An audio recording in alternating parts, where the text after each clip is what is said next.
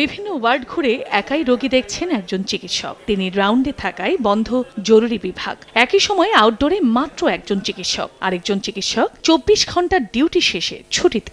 এভাবেই মাত্র ৩ জন জনবল দিয়ে চলছে যশোরের বাঘারপাড়া উপজেলা স্বাস্থ্য কমপ্লেক্স। ৫০ শয্যার হাসপাতালটিতে মেডিকেল অফিসারের পদ ৮টি। এদের মধ্যে ২ জন প্রেষণে, একজন প্রশিক্ষণে ও একজন মাতৃত্বকালীন ছুটিতে। বিশেষজ্ঞ চিকিৎসকের ১১টি পদের মধ্যে ৬টি শূন্য, বাকিদের মধ্যে ২ জন রয়েছেন প্রেষণে। এছাড়াও শূন্য সহকারী সার্জনের ৫টি, আবাসিক মেডিকেল অফিসার, ফিজিওথেরাপিস্ট, স্বাস্থ্য সহকারীর ১৫টি পদ। চিকিৎসক সংকটে ব্যাহত হচ্ছে স্বাস্থ্যসেবা।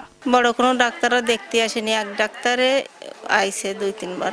ওষুধপত্র যা আনা লাগতেছে সব আছে বাইরে, দোকান থেকে কিনে আনা লাগতেছে, হাসপাতাল থেকে সেরকম কোনো দিচ্ছে না। পরিষ্কার পরিচ্ছন্নতাও নাই, আর সেবাটা ডাক্তারের সংখ্যাটা কম। রোগীর চাপ তো অ্যাজ ইউজুয়াল বেশি, কিন্তু ডাক্তার সংকটের কারণে আমরা সেই কাঙ্ক্ষিত লেভেলে চিকিৎসা সেবা দেওয়াটা আসলে বাস্তবিক পক্ষে একটু অসম্ভব হয়ে যাচ্ছে। উপজেলাতে মানুষের সেবা ভালোভাবে দিতে গেলে আমাদের চিকিৎসক দরকার। রোগীর চাপ সামলাতে হিমশিম খাচ্ছেন কর্মকর্তারা। বিষয়টি ঊর্ধ্বতন মহলে জানানো হলেও কোনো সমাধান মেলেনি বলে জানায় স্বাস্থ্য বিভাগ। আমি এই বিষয়ে চিঠিও দিয়েছি, তবে এই পরিবর্তিত পরিস্থিতিতে একটা সংস্কারমূলক সময়ের মধ্যে দিয়ে যাচ্ছি।